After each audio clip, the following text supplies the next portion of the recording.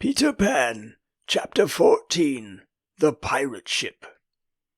One green light squinting over Kidd's Creek, which is near the mouth of the Pirate River, marked where the brig the Jolly Roger lay low in the water, a rakish-looking craft foul to the hull, every beam in her detestable light ground strewn with mangled feathers. She was the cannibal of the seas, and scarce needed the watchful eye, for she floated immune in the horror of her name. She was wrapped in a blanket of night, through which no sound from her could have reached the shore. There was little sound, and none agreeable, save the whir of the ship's sewing machine at which Smee sat, ever industrious and obliging, the essence of the commonplace pathetic Smee. I know not why he was so infinitely pathetic, unless it were because he was so pathetically unaware of it, but even strong men had to turn hastily from looking at him, and more than once on summer evenings he had touched the fount of Hook's tears and made it flow. Of this, as of almost everything else, Smee was quite unconscious. A few of the pirates leant over the bulwarks, drinking in the miasma of the night. Others sprawled by barrels over games of dice and cards, and the exhausted four who had carried the little house lay prone on the deck, where even in their sleep they rolled skilfully to the side or that out of Hook's reach, lest he should claw them mechanically in passing. Hook trod the deck in thought. O man unfathomable! It was his hour of triumph. Peter had been removed forever from his path, and all the other boys were in the brig, about to walk the plank. It was his grimmest deed since the days when he had brought barbecue to heel, and knowing as we do how vain a tabernacle is man, could we be surprised how he now paced the deck unsteadily, bellied out by the winds of his success. But there was no elation in his gait, which kept pace with the action of his sombre mind. Hook was profoundly dejected. He was often thus when communing with himself on board ship in the quietude of the night. It was because he was so terribly alone. This unscrutable man never felt more alone than when surrounded by his dogs. They were socially inferior to him. Hook was not his true name. To reveal who he really was would, even at this date, set the country in a blaze. But as those who read between the lines must already have guessed, he had been at a public school, and its traditions still clung to him like garments, with which indeed they are largely concerned. Thus it was offensive to him even now to board a ship in the same dress in which he grappled her, and he still adhered in his walk to the school's distinguished slouch. But above all he retained the passion for good form. Good form, however must he may have degenerated, he still knew that this is all that really matters. From far within him he heard a creaking as of rusty portals, and through them came a stern tap, tap, tap, like hammering in the night when one cannot sleep. "Have you been good form to-day?" was their eternal question. "Fame, fame, that glittering bauble, it is mine," he cried. "Is it quite good form to be distinguished at anything?" The tap-tap from his school replied. "I am the only man whom barbecue feared," he urged, and Flint feared barbecue. "Barbecue, Flint, what house?" came the cutting retort. Most disquieting reflection of all, was it not bad form to think about good form? His vitals were tortured by this problem. It was a claw within him sharper than the iron one, and as it tore him, The perspiration dripped down his tallow countenance and streaked his doublet. Ofttimes he drew his sleeve across his face, but there was no damming that trickle. Ah, envy not Hook. There came to him a presentiment of his early disillusion. It was as if Peter's terrible oath had boarded the ship. Hook felt a gloomy desire to make his dying speech, lest presently there should be no time for it. "Better for Hook," he cried, if he had had less ambition. It was only in his darkest hours that he referred to himself in the third person. "No little children to love me." Strange that he should think of this, which had never troubled him before. Perhaps the sewing machine brought it to his mind. For long he muttered to himself, staring at Smee, who was hemming placidly under the conviction that all children feared him, feared Smee. There was not a child on board the brig that night who did not already love him. He had said horrid things to them and hit them with the palm of his hand because he could not hit with his fist. But they had only clung to him the more. Michael had tried on his spectacles. To tell poor Smee that they thought him lovable, Hook itched to do it, but it seemed too brutal. Instead, he revolved this mystery in his mind. Why do they find Smee lovable? He pursued the problem like the sleuth-hound that he was.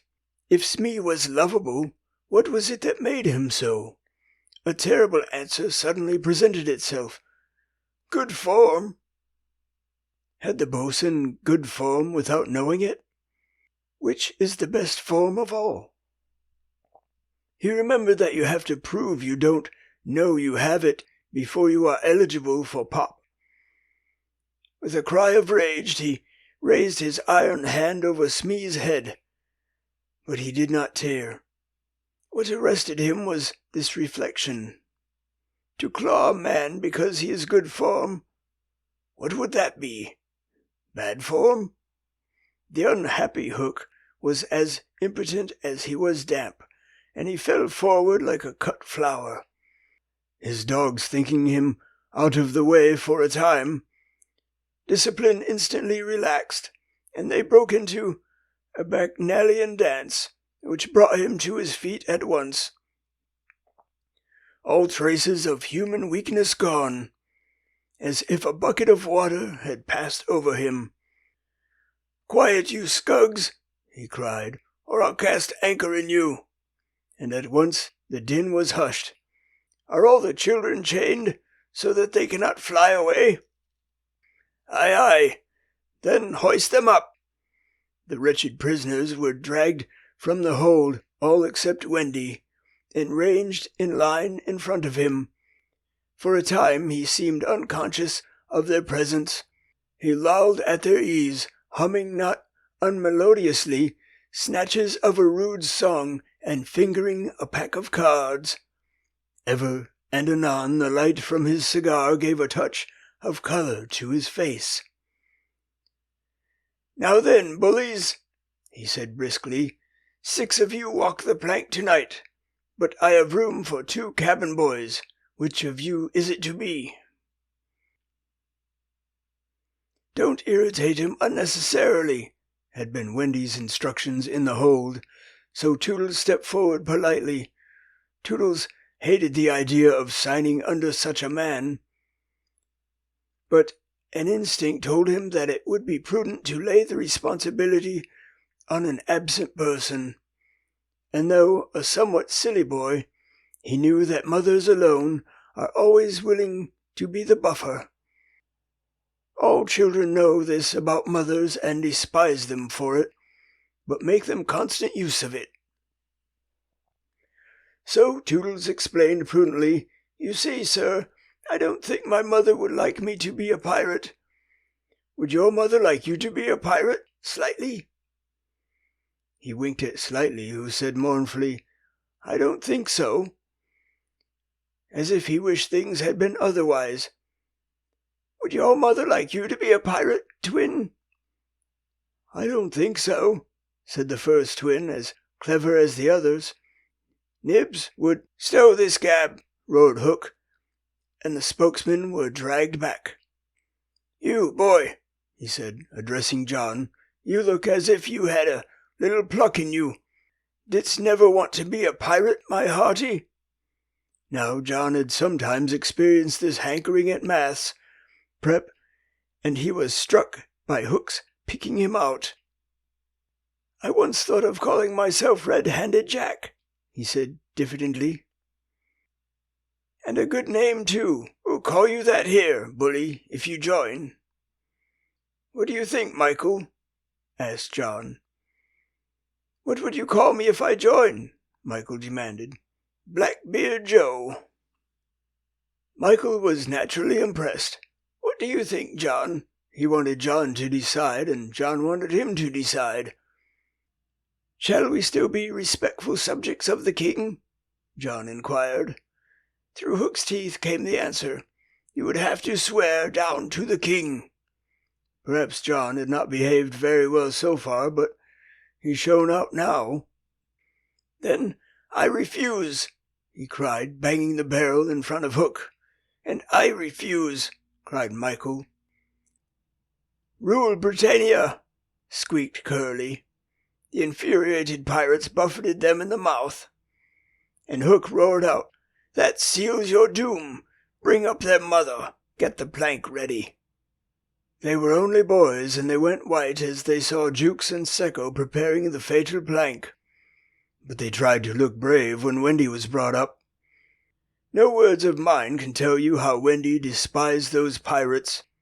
To the boys there was at least some glamour in the pirate calling, but all that she saw was that the ship had been tidied for years. There was not a porthole on the grimy glass of which you might not have written with your finger, "Dirty Pig." And she had already written it on several. But as the boys gathered round her, she had no thought, of course, save for them. "So, my beauty," said Hook, as if he spoke in syrup, "you are to see your children walk the plank." Fine gentleman though he was, the intensity of his communings had soiled his ruff, and suddenly he knew that she was gazing at it. With a hasty gesture he tried to hide it, but he was too late. "Are they to die?" asked Wendy, with a look of such frightful contempt that he nearly fainted. "They are," he snarled. "Silence all!" he called gloatingly, for a mother's last words to hear her children. At this moment Wendy was grand. "These are my last words, dear boys," she said firmly. "I feel that I have a message to you from your real mothers, and it is this. We hope our sons will die like English gentlemen." Even the pirates were awed, and Toodles cried out hysterically, "I am going to do what my mother hopes. What are you to do, Nibs?" "What my mother hopes. What are you to do, Twin?" "What my mother hopes." "John, what are you—" But Hook had found his voice again. "Tie her up!" he shouted. It was Smee who tied her to the mast. "See here, honey," he whispered, "I'll save you if you promise to be my mother."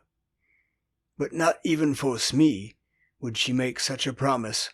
"I would almost rather have no children at all," she said disdainfully.